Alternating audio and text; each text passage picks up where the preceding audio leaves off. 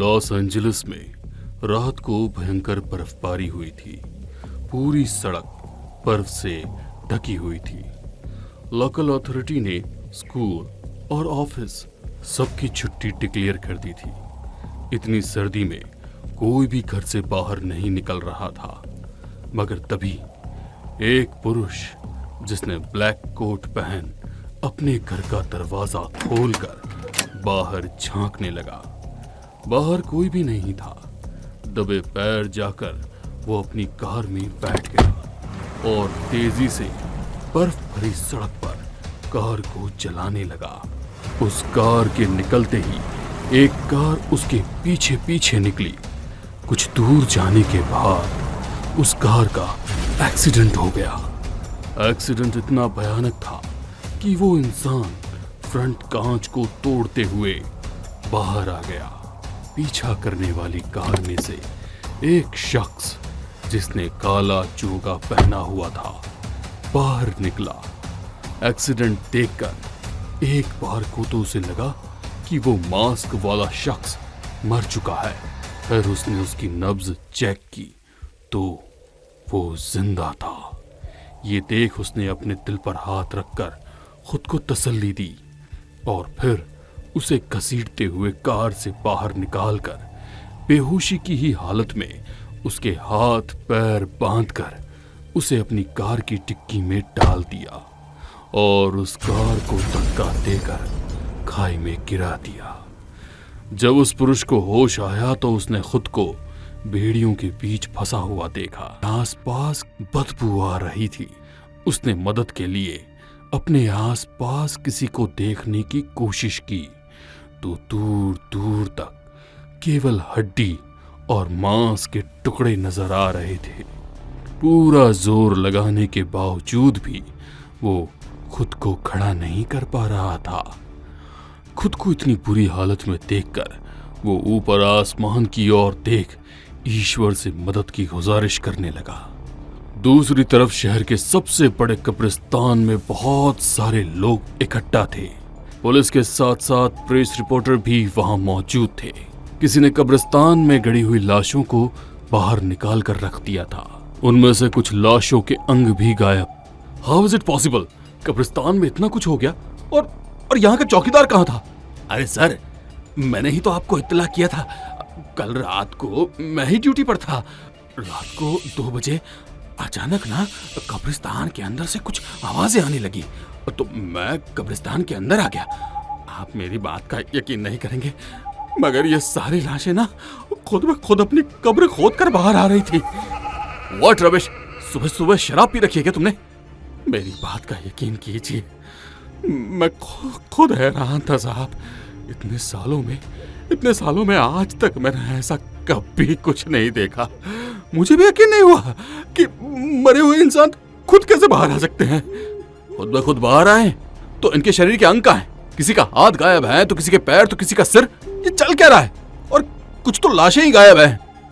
वो तो मुझे नहीं पता सर, मगर ये सारी लाश खुद ब खुद जमीन से बाहर आई है। इंस्पेक्टर पूरे कब्रिस्तान में घूमकर मुआयना कर रहे थे। दूर 2 काला चोगा पहने हुए व्यक्ति उन लोगों पर नजर रख रहे थे। लगता है किसी जानवर का काम होगा जो शरीर के कुछ अंग अपने साथ लेकर चले गए। पूरी जांच पड़ताल करने के बाद इंस्पेक्टर ने लाशों को वापस सम्मान के साथ कब्र में दफना दिया।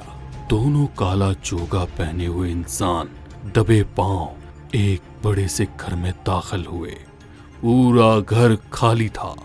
दोनों ने एक बुक शेल्फ को हटाकर उसके पीछे से दरवाजा खोल एक तहखाने में दाखिल हुए। तहखाने में शैतान की बड़ी सी मूर्ति थी। उसके सामने एक महिला ध्यान की मुद्रा में थी। शैतान की जय हो। आपके लिए अच्छी खबर है, कब्रिस्तान जिंदा हो गया है। अभी तक हम एक एक कब्र खोद कर उसके कुछ अंग शैतान के लिए ला रहे थे, मगर कल रात को आपकी साधना का नतीजा था कि कुछ लाश खुद ब खुद यहाँ तक आ गई हैं। ये खबर सुनकर महिला के चेहरे पर चमक आ गई। ये तुमने बहुत अच्छी खबर सुनाई है। कब्रिस्तान की हर एक लाश अब हमारी गुलाम है। आने वाले शुक्रवार को शुक्र ग्रहण होगा। हमारे पास शुक्र को 9 मून नाइट पर जन्मे 8 लोग हैं। अब इन 3 दिनों में केवल एक इंसान और ढूंढना है जिसका जन्म शुक्रवार की अमावस्या को हुआ हो। सब कुछ जैसा सोचा है वैसा ही हो रहा है। जल्द ही अब इस पूरी दुनिया पर शैतान का राज होगा और हम सब उसके बाशिंदे उसकी आज्ञा का पालन करेंगे। जाओ, आज वह इंसान पुराने चर्च में मिलेगा। व्हाइट कोट, पैंट और सर पर ब्लैक हैट है। चर्च की प्रार्थना करने के बाद जैसे ही बाहर निकले उसे शैतान की खिदमत में हाजिर करो। महिला की बात सुनकर दोनों काले चोगे पहने हुए शख्स कार से पुराने चर्च पहुंचे।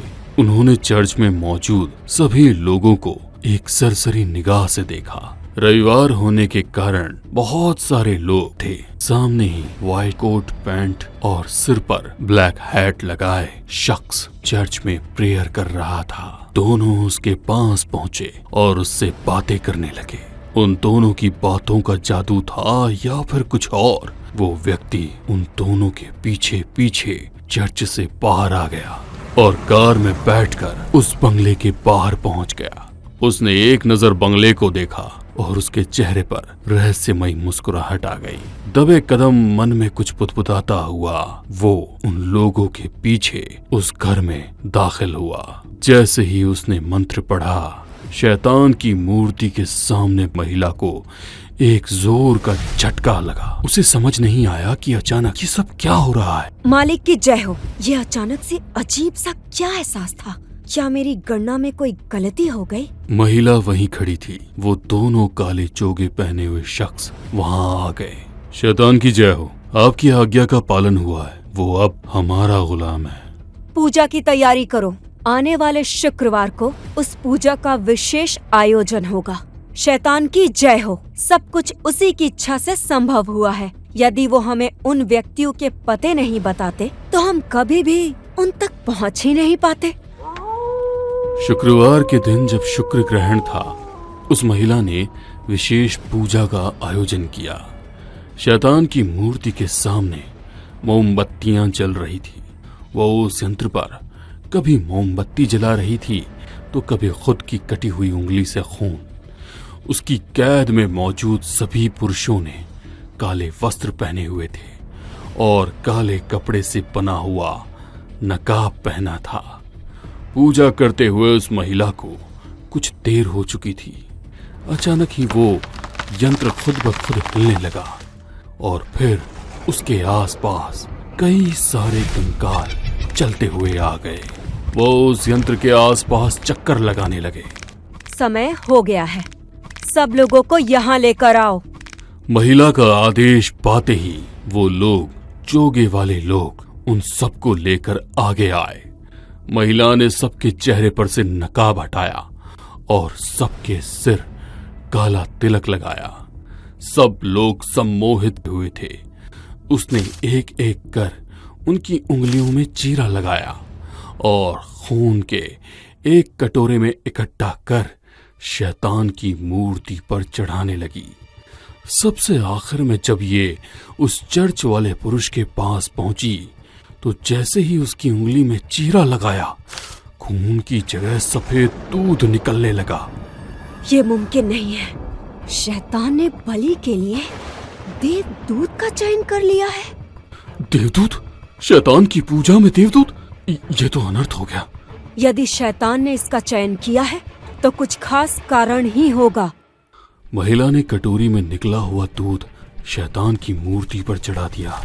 जैसे ही शैतान की मूर्ति पर दूध चढ़ा, मूर्ति 2 भागों में टूट गई। उस मूर्ति के टूटते ही सब लोगों का तिलिस्म भी टूट गया। सारे कंकाल जो अभी तक खड़े होकर परिक्रमा कर रहे थे, भरभरा कर नीचे गिर गए। सभी लोगों को होश आ गया।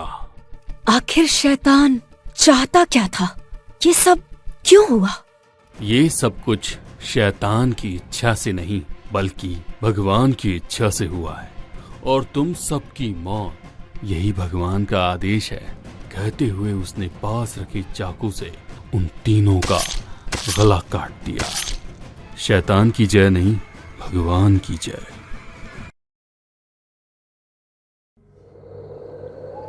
रात के लगभग 2:30 बज रहे थे। डॉक्टर सुधांशु अपने कमरे में आराम कर रहे थे। तभी उनका मोबाइल बजने लगा।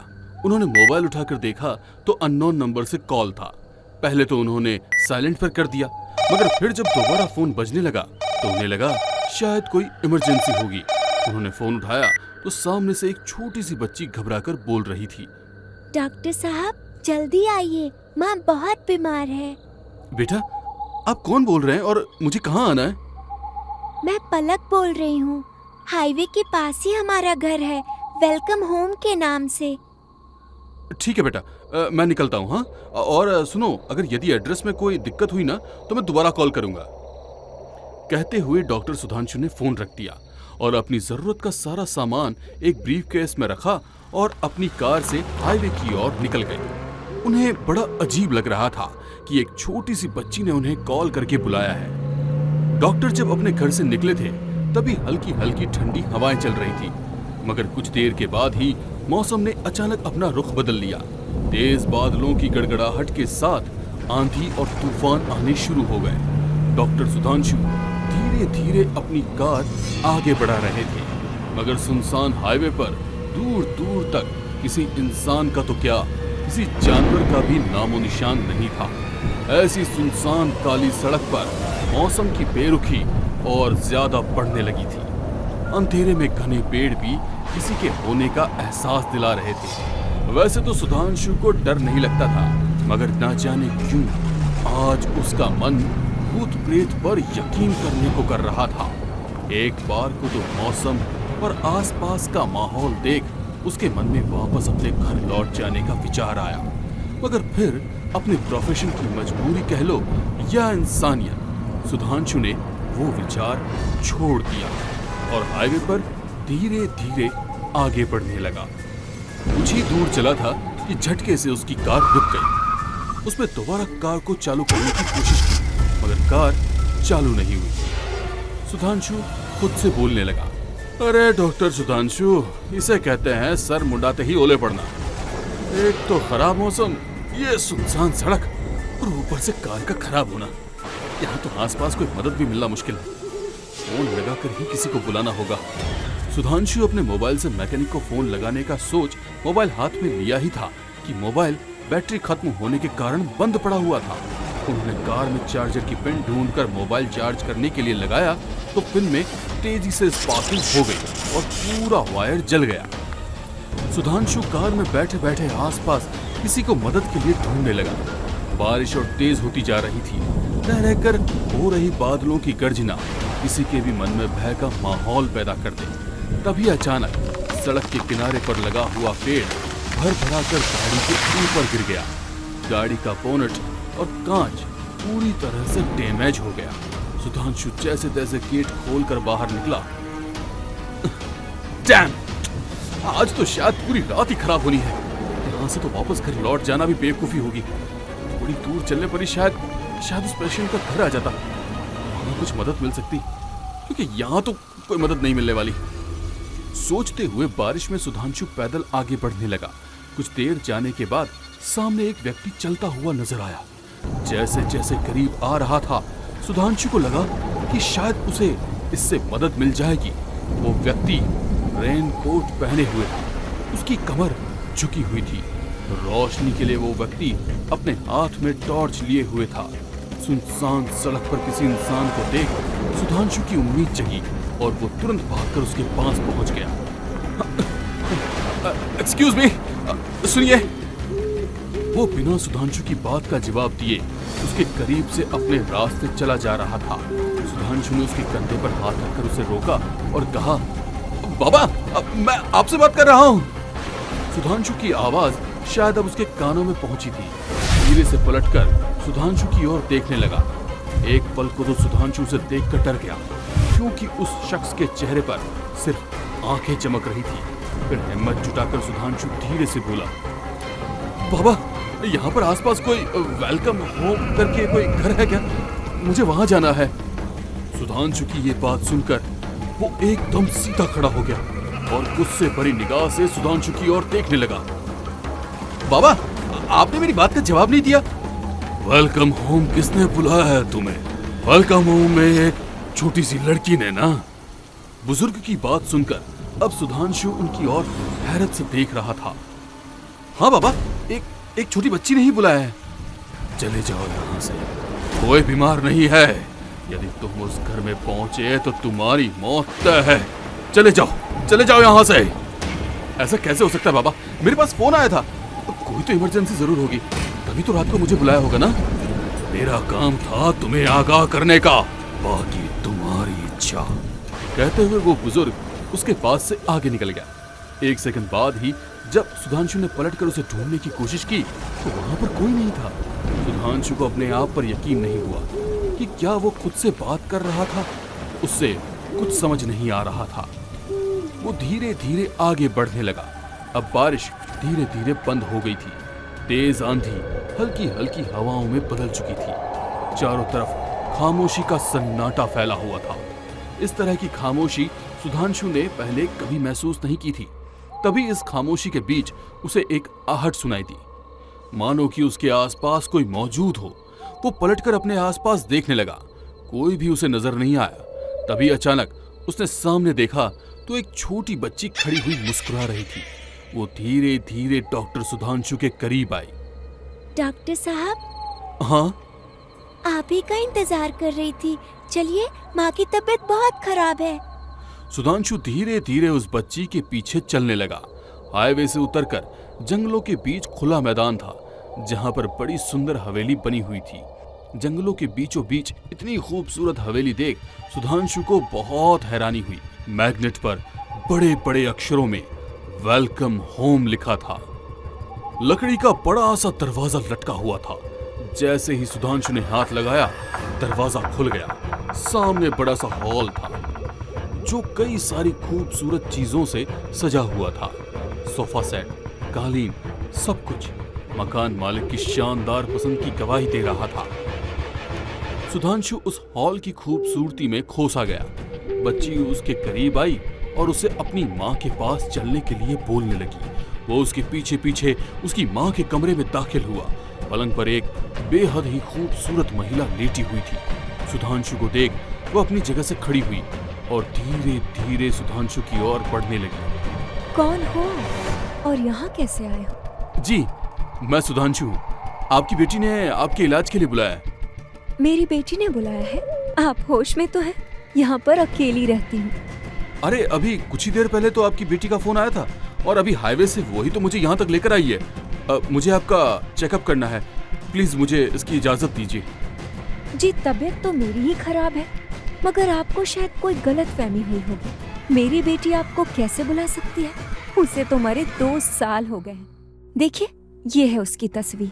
वो तस्वीर उसी लड़की की थी जो सुधांशु को हाईवे से बंगले तक लेकर आई थी। सुधांशु कभी हैरानी से उस तस्वीर की ओर तो कभी उस महिला की ओर देखता। तभी उसे अपने सामने पलक खड़ी हुई नजर आई, जो उसे देखकर मुस्कुरा रही थी। धीरे धीरे उसका शरीर बदलने लगा। खूबसूरत सी लड़की एक डरावनी शक्ल में बदलने लगी। आंखों की जगह काले गड्ढे, फटी हुई फ्रॉक, हाथ पैरों पर मिट्टी लगी हुई थी, सिर पर से खून बह रहा था। उसे देखकर सुधांशु के मुंह से चीख निकल गई। उसे चीखते हुए देख महिला हैरानी से बोली, क्या हुआ? कोई परेशानी है क्या? सुधांशु अब जल्दी से वहां से निकलना चाह रहा था। उसे तुरंत अपना ब्रीफकेस निकाला और उस महिला का इलाज करने के लिए स्टेथोस्कोप से धड़कनें चेक करने की कोशिश की, तो उसे धड़कन सुनाई नहीं दे रही थी, मानो कोई जिंदा लाश हो। ये देख सुधांशु कभी अपने स्टेथोस्कोप को चेक करता तो कभी उसकी धड़कन सुनने की कोशिश करता। इस दिल ने तो कब से धड़कना बंद कर दिया है। आप करीब आ जाओ, शायद दिल धड़कना शुरू कर दे। कहते हुए वो धीरे धीरे सुधांशु के करीब आने लगी। सुधांशु वहां से पीछे हट गया। ये क्या कर रही हैं आप? अपनी हद में रहिए। मैं प्रोफेशनली लोगों को ट्रीट करता हूँ, इस तरह से नहीं। बाहर इतना खूबसूरत मौसम है, अंदर इतने बड़े घर में क्यों ना हम दोनों मौके का फायदा उठाया जाए। देखिए, ये कुछ दवाइयाँ हैं और इसे टाइम पर ले लीजिएगा और जरूरत लगे तो दोबारा कॉल करके बुला लीजिएगा। मुझे यहाँ से अब जाने की इजाजत दीजिए। एक और मरी हुई लड़की की आत्मा, दूसरी तरफ महिला का अजीब सा व्यवहार। सुधांशु उस घर से भागकर बाहर निकलना चाहता था। तभी वो खूबसूरत सी महिला भयानक डायन के रूप में सुधांशु के सामने आ गई। उसकी शक्ल इतनी भयानक थी कि देखने वाले की रूह कांप जाए। खूबसूरत सा घर खंडर में बदल चुका था। एक और डायन खड़ी थी, दूसरी ओर छोटी सी बच्ची की आत्मा। सुधांशु को कुछ समझ नहीं आया कि अब वो क्या करे। बहुत दिनों बाद एक सच्चा और अच्छा इंसान सामने आया है। जाओ, तुम्हें आजाद किया। ये सब क्या है? मुझे फोन लगाकर यहाँ क्यों बुलाया गया? बहुत पहले की बात है। मेरे पति और मैंने शहर के चकाचौंध से दूर जंगल में शांति से रहने के लिए यहाँ पर घर बनाया था। पति किसी काम से दूसरे शहर गए हुए थे। एक रात अचानक मेरी तबीयत बहुत खराब हो गई।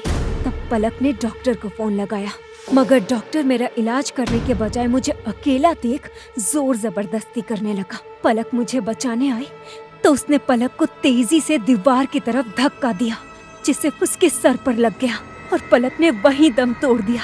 उसकी मौत के बाद वो घबरा गया और उसी घबराहट में उसने मुझे भी मारकर घर के पीछे के बगीचे में गाड़ दिया। जब पलक के पापा शहर से वापस आए तो हम दोनों उन्हें नहीं मिले।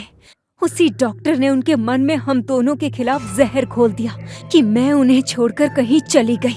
हमारी यादों से दूर जाने के लिए पलक के पापा ने भी इस घर को छोड़ दिया। तब से लेकर आज तक पलक और मैं हर डॉक्टर से बदला लेते हैं, मगर तुमने साबित कर दिया कि इंसानियत अभी भी जिंदा है। चलो जाओ यहाँ से। सुधांशु घर पर आने के बाद कुछ दिनों तक पलक और उसकी माँ के बारे में सोचता रहा। काफी पता करने पर उसने पलक के पापा को ढूंढ निकाला और उन्हें सारी सच्चाई बताई। घर के आंगन से जब उन दोनों की लाश निकालकर अंतिम संस्कार किया गया, तब पलक और उसकी माँ की आत्मा को शांति मिली। आज भी खूबसूरत सा वेलकम होम पलक और उसकी माँ की यादें ताजा किए हैं। कहीं आप भी तो किसी बुरे इरादे से वेलकम होम नहीं जा रहे हैं?